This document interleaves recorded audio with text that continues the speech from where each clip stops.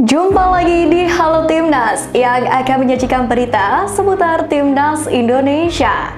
Di antaranya, kabar bahagia jelang Piala AFF U23. Pemain Spanyol turun gunung demi Timnas Indonesia. Malaysia berambisi jauhi skuad Garuda. Simak berita selengkapnya hanya di Halo Timnas.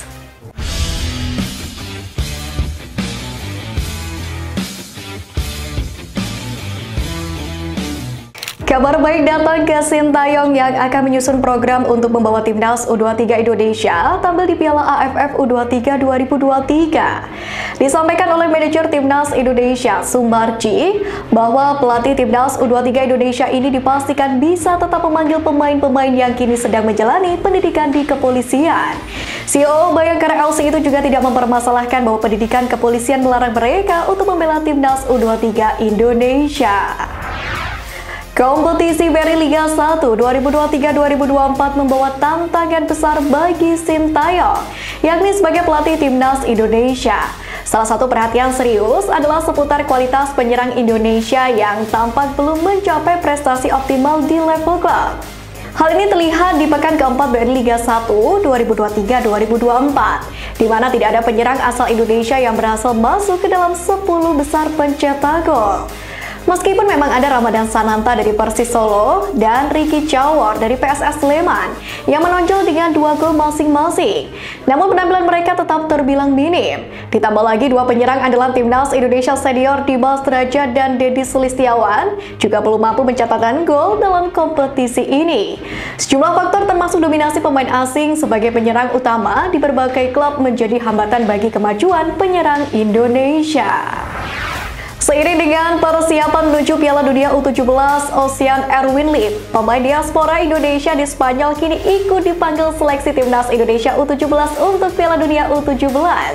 Di mana hal ini diketahui dari akun Instagram AP9 Coaching Management yang mengunggah profil Ocean Erwin Lim dan mengucapkan selamat karena sang pemain dipanggil seleksi ke Timnas Indonesia U17. Sejak usia 7 tahun, Ocean memang sudah mencuri perhatian nasional karena menjadi talenta muda Indonesia yang menimba ilmu sepak bola di Akademi Marchat Football Spanyol. Kerja keras Kapten Timnas Indonesia Asnawi Magwalam Bahar di Korea Selatan tak perlu diragukan lagi. Kegiatannya diakui oleh pelatih, bahkan kini ia berhasil mengalahkan dua anak Sintayong, yakni Shin Jae-woon dan Shin Jae-hyuk. Dalam hal ini kaitannya dengan menit tampil yang didapatkan di Liga 2 Korea Selatan 2023, di mana secara statistik Asnawi Magwalam telah turun dalam 13 pertandingan dengan mengkoleksi 928 menit bermain, sementara Shin Jae-hyuk baru mencatatkan 10 penampilan dengan 315 menit bermain, sedangkan Shin Jae-woon 8 pertandingan dan 285 menit bermain. Pemain keturunan Indonesia incaran Sintayong yakni Tijani Reinders mencatatkan debutnya pada laga uji coba bertajuk Soccer Championship Tour 2023, yakni saat melawan Real Madrid. Gelandang 24 tahun itu dimainkan pelatih AC Milan, Stefano Pioli, pada menit ke-70 untuk menggantikan Red Krunic. Sayangnya, pemain keturunan Indonesia itu tak bisa berbuat banyak pada laga ini, di mana ia harus rela melihat Rossoneri dibungkam oleh Los Blancos dengan skor tipis 2-3.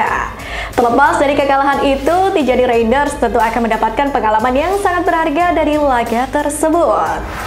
Lewati bek Timnas Indonesia Elkan Bagot, Justin Hubner mengumumkan disertakan untuk berlatih bersama skuad utama Wolverhampton Wanderers asuhan Julen Lopetegui yang sedang menjalani pramusim di Portugal.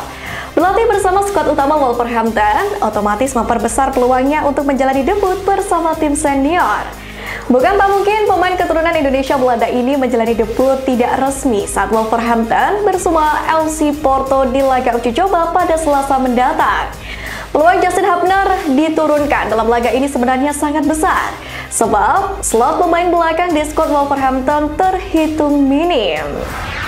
Setelah beberapa waktu belakangan ini, Saint Patinama diisukan akan didepak oleh klubnya.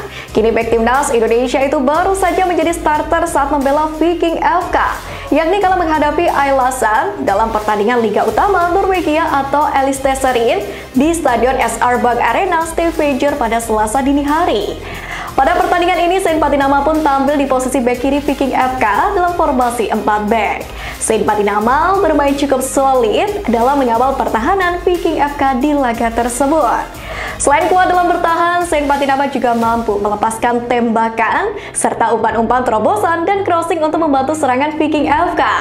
Dalam pertandingan ini, klub Saint Patinama pun berhasil menang 3-1 atas lawannya. Menjelang musim 2023-2024 bergulir, KV Mechelen diganggu oleh isu transfer pemain. Diwartakan oleh media Belgia yaitu footballnews.be. Salah satu nama yang kerap disebut adalah bek timnas Indonesia Sandy Walsh. Pada pemberitaan tersebut, Sandy Walsh disebut diincar oleh klub kasta teratas Liga Azerbaijan.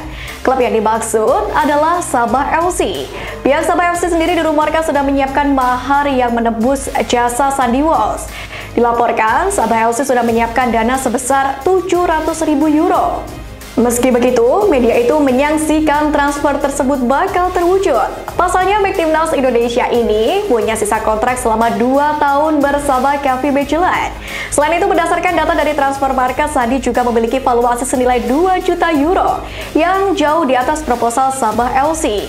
Salah satu kemungkinan dari KV Mechelen adalah menaikkan bandrol harga untuk memagari Sandy Walsh ini. Apalagi Sandy sendiri merupakan pilihan utama di sektor bek kanan KV Mechelen. Di balik kekalahan tipis Sabah FC dari Selangor FC pada pekan ke-18 Liga Super Malaysia, kondisi Sadil Ramdhani menimbulkan kekhawatiran berlebih. Pasalnya, Sabah FC membutuhkan tenaga Sadil untuk menyamakan kedudukan. Namun, ex-pemain Persela Lamongan itu justru ditarik keluar.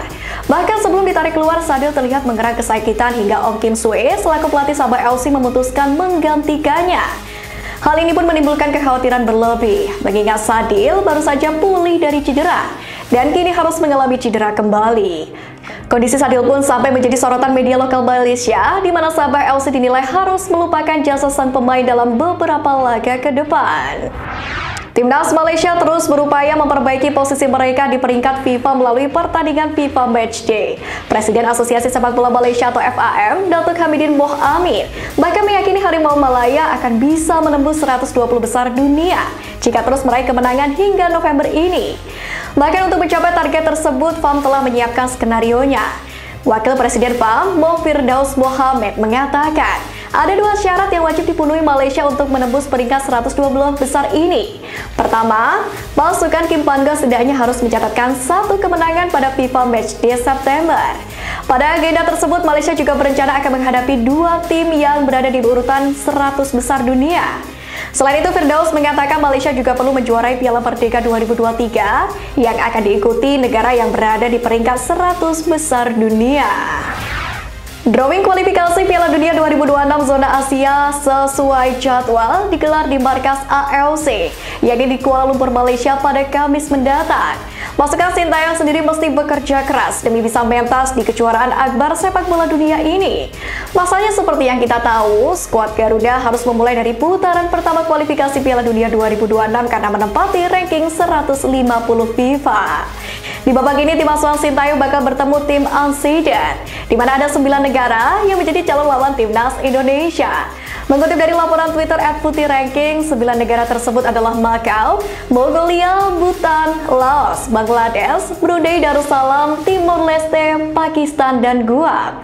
Sementara itu, di babak pertama kualifikasi Piala Dunia 2026 ini bakal digelar pada 12 hingga 17 Oktober mendatang.